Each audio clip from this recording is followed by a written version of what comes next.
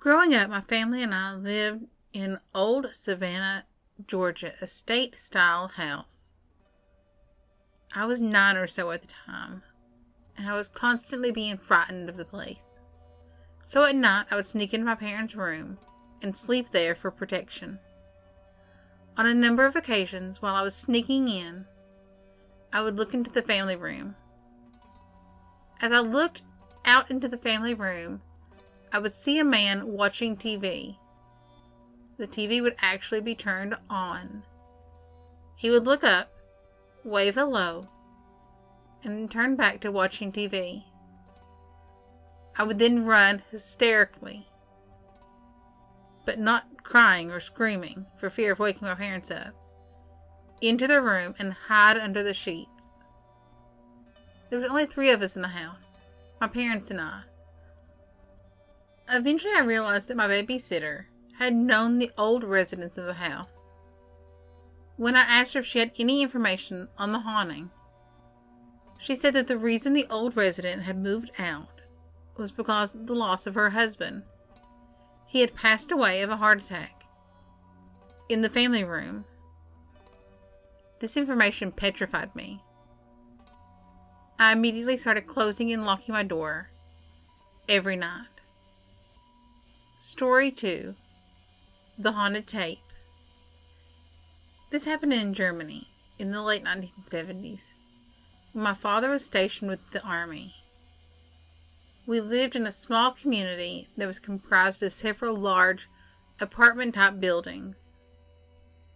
My parents and a few other adults got together and purchased this type of novelty game that was called a spook box, I think. It was a sound-activated tape recorder. We placed it in the attic of the building for 24 hours. The next day, the box was brought down into our apartment, where everyone gathered around for a social in which the parents would play back the recordings and see what was on it. My older sister and I, who were still in the single-digit age range, were listening to a tape recording of a very popular recording artist at the time. My mother entered the living room where we were, told us to go watch TV in another room because they were taking over the tape player. At the point where my mother stopped the tape we were listening to and removed it from the tape player, was static after that. It was like someone had deleted everything that was on the tape after that point. It no longer contained any of the music from that artist, just blank static. And all she done was stop and remove the tape. My parents never disclosed with us what they heard on the tape from the attic. And I don't know where either tape is today, but I wish I did. Story 3. My grandmother's house.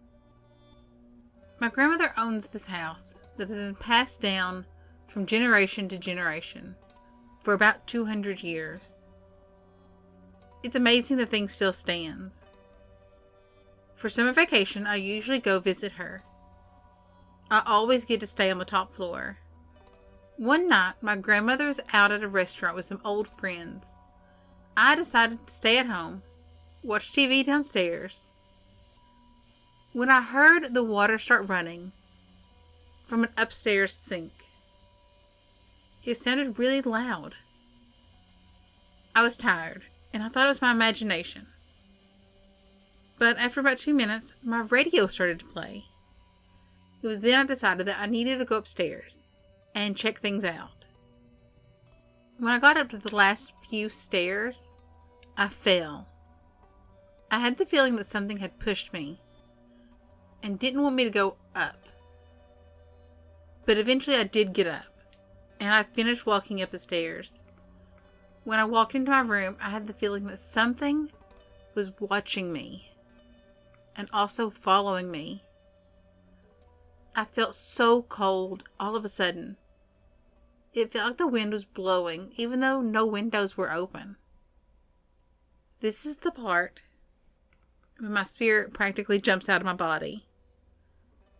I walk into my room, and I was pushed down to the floor.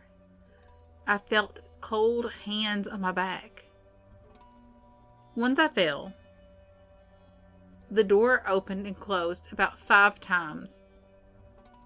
On the last time, the glass in the door shattered, and I heard the most dreadful laugh. I was so frightened that I just got up and practically tumbled down the stairs.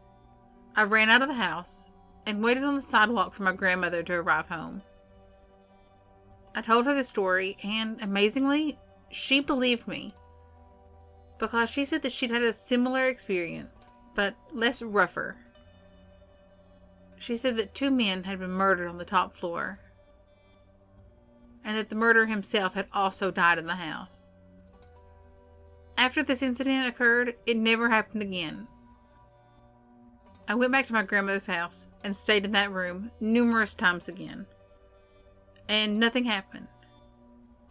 So, thankfully, it was just a one-off thing. Thanks for listening. I hope you enjoyed the stories. If you did, give me a thumbs up, hit that subscribe button, send me a comment. Thanks for listening. Bye.